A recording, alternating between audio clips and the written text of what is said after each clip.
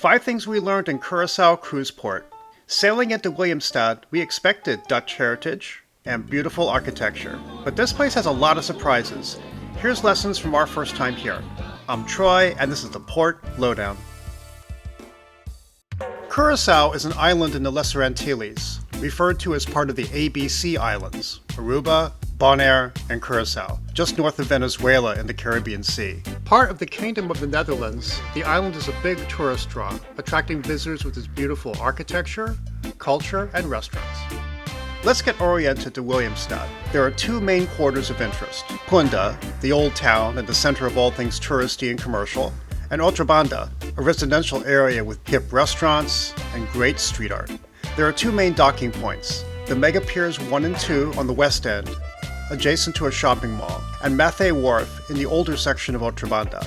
Both are within striking distance of Queen Emma Bridge and Punda. So here's 5 things we learned. Number 1. The ports are super central. Mega Piers 1 and 2 are bigger, and next to a casino, a shopping mall, and the Riff Fort Complex, a restored historic fort and UNESCO World Heritage Site. It's also a shopping mall. You can access the old fort section up the stairs with some nice views of St. Anna Bay. Beyond that, it's a short walk to Queen Emma Bridge and Punda. Mathey Wharf is where we landed. It's older and, in my mind, more fun, berthing right alongside Otrobanda. Plus, the sailing is really cool. With the Queen Emma Bridge, a pontoon is swung back while you glide deeper into the bay. Don't miss the evening sail out either. That is one hell of a view. 2 ships can go here. Compact, clean bathrooms, tourist info. Now that empty parking lot behind the gate isn't for tour pickup, the street is. You do get solicited by tour operators and cabbies, but it seemed more relaxed than other ports I've been to. Lots of buses and taxis. We also found Tuk-Tuks and even a tour train in Punda. Of course, we're just gonna walk. Again, a short walk to the bridge and Punda with some interesting vendors near the entrance. I kept going back to the driftwood for some reason. Number 2, the free walking tour is totally worth your time. We signed up for the free walking tour offered by Free Walking Tours Curaçao. See the link in our description for details. They last over 2 hours and cover lots of history and information. You'll explore both Otrobanda with some background on the murals. Francis Ling is the best paid muralist on the island. His whole family are artists.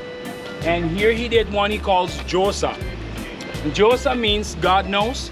You can pronounce it as Diosa, and that could also sound like goddess. Definitely the concept of female being the creator will repeat a lot on the walls in Otrobanda.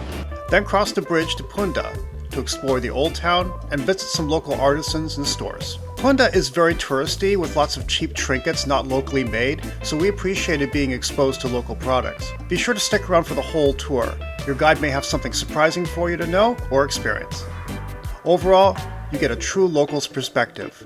These tours are a labor of love. Tips are highly appreciated. Don't miss out. Number 3, the heat can be savage. Was it just the day we went? But the sun's intensity and high humidity made for a really uncomfortable day.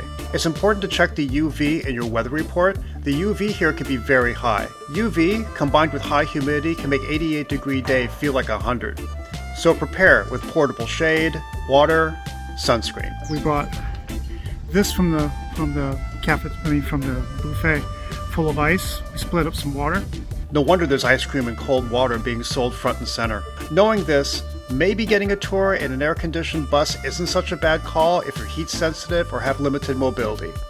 If the weather is pleasant though, by all means walk. And we hope you can because, number 4, the city is an art gallery. Street art is the main driver of civic pride here, as well as an expression of their culture and community. Taking this in is, in my mind, essential and beautiful.